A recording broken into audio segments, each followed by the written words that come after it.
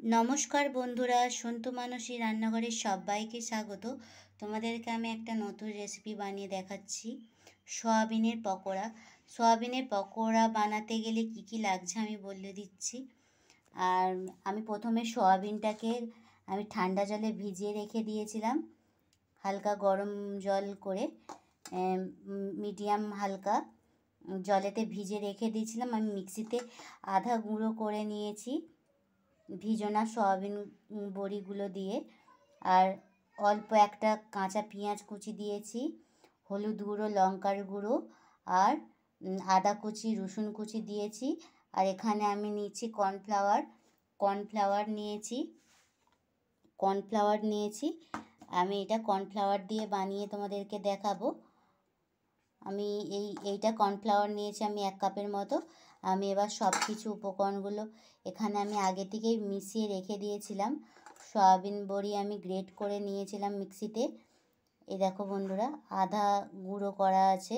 আর একটা পেঁয়াজ কুচি দিয়েছি, রসুন কুচি, আদা কুচি, হলুদ গুঁড়ো, লঙ্কার গুঁড়ো দিয়েছি স্বাদ মতো। এবার আমি এটাকে জল দিয়ে আমি মাখাবো।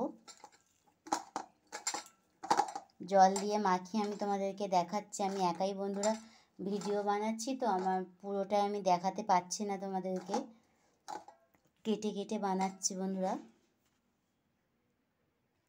মাখানোর পরে অল্প একটু আমি বেসন দিয়ে দেব। বেসন দিলে এটা ভালো হয়, এটা একটু মুচমুচে টাইপের হবে। এটা কর্নফ্লাওয়ার আর বেসন পাইল করে এটা বানাবো বন্ধুরা। এই দেখো বন্ধুরা, মাখানোটা এরকম হবে, দেখেছো? এবার আমি তেলের মধ্যে ভেজে নেব।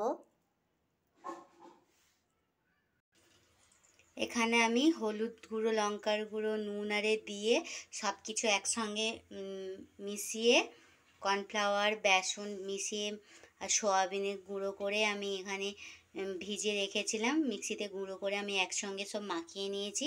এবার আমি সব উপকরণগুলো মাখিয়ে এবার আমি ভেজে নিচ্ছি।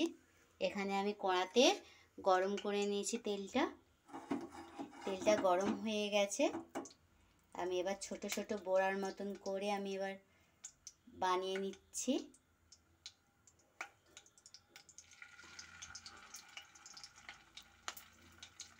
হালকা তেল গরমের মধ্যে দেবো।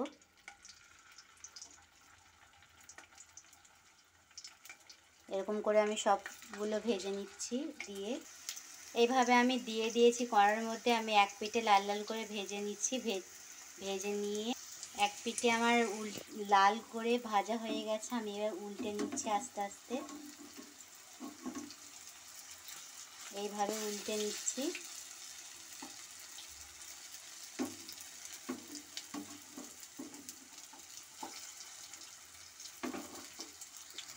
প্রথম থেকে শেষ পর্যন্ত বন্ধুরা ভিডিওটা দেখো আমি কিভাবে বানাচ্ছি। আর এটা আমি উল্টে পাল্টে ভেজে নিচ্ছি। আর অবশ্যই সাবস্ক্রাইব করে দেবে নতুন যারা বন্ধুরা আছো। এটা বিকেলের নাস্তা বাচ্চাদেরকে বানিয়ে দিতে পারবেন, মুচমুচে মুখরোচক খাবার এটা।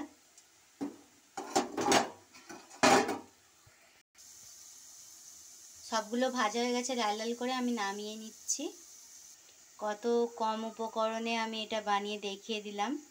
দেখো বন্ধুরা, আমি কত কম উপকরণেতে আমি দেখিয়ে দিলাম। অবশ্যই লাইক শেয়ার করতে বন্ধুরা ভুলবেন না। অবশ্যই সাবস্ক্রাইব করে দেবে। এই রেসিপিটা যদি পছন্দ হয়, সয়াবিনের পকোড়া বানিয়ে আমি শর্টকাটে এটা দেখিয়ে দিলাম। আমি এখানে এই ভিডিওটা শেষ করছি বন্ধুরা।